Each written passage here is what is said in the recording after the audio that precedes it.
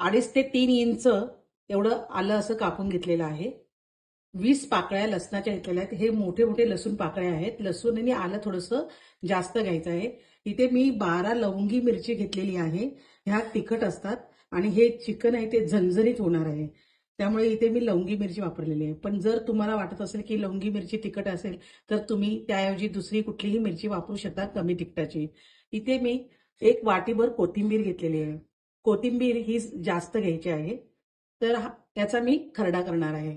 खरडा करण्यासाठी अर्धी वाटी इथे मी खोबऱ्याचा किस करून घेतलेला आहे.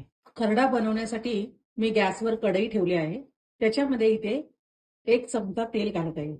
तेल गरम झालं आहे. त्याच्यामध्ये ह्या 12 मिरच्या घेतलेल्या आहेत.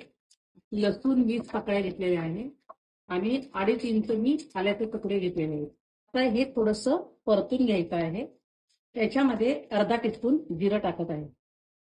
मिरच्याला बघा आता भाजल्या गेल्या आहेत आणि थोडंसं डाग पडले आहेत. त्याच्यामध्ये मी अर्धी वाटी किसलेलं खोबरं टाकत आहे. हे सुकं खोबरं घेतलेलं आहे. सुकं खोबरं आधीच टाकायचं नाहीये, कारण सुकं खोबरं लगेच भाजलं जातं आणि मग मिरच्या भाजल्या जात नाही. म्हणून मी आधी मिरच्या भाजून घेतल्यात आणि मग सुकं खोबरं टाकलेलं आहे. चिकन साठी खरडा बनवत आहे, त्यामुळे इथे मी खोबरं वापरलेलं आहे.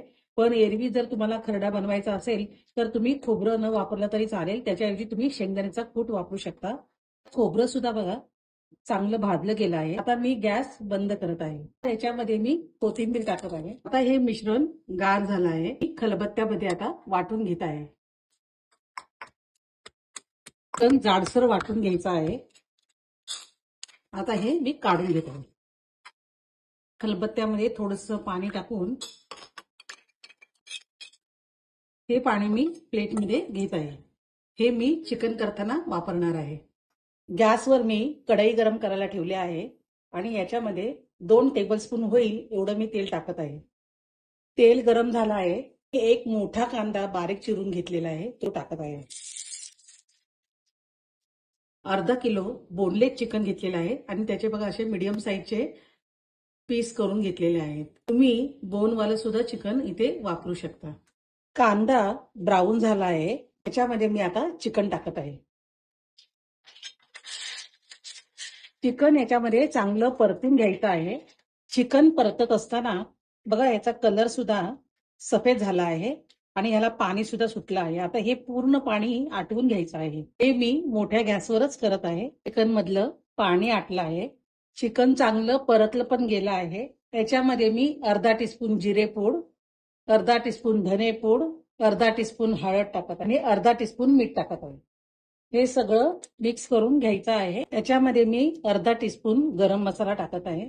हा जो आपण खरड्याचा मसाला केला होता तो खरडा सगळा पूर्ण टाकत आहे.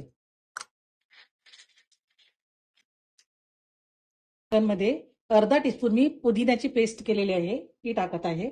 मी अर्धा लिंबू घेतलेला आहे तो मी टाकत आहे.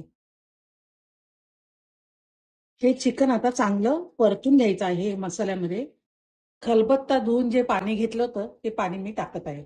चिकन शिजण्यासाठी इथे मी अर्धा वाटी परत पाणी घेतलेलं आहे ते टाकत आहे. परतताना चिकन अर्ध शिजलंच होतं पण अजून थोडंसं शिजायला पाहिजे म्हणून मी याच्यात पाणी टाकलेलं आहे. शिजले का बघूया. हे बघा 2 तुकडे होतात. चिकन तयार झालं आहे. वरून थोडीशी कोथिंबीर टाकत आहे. गॅस बंद करत आहे.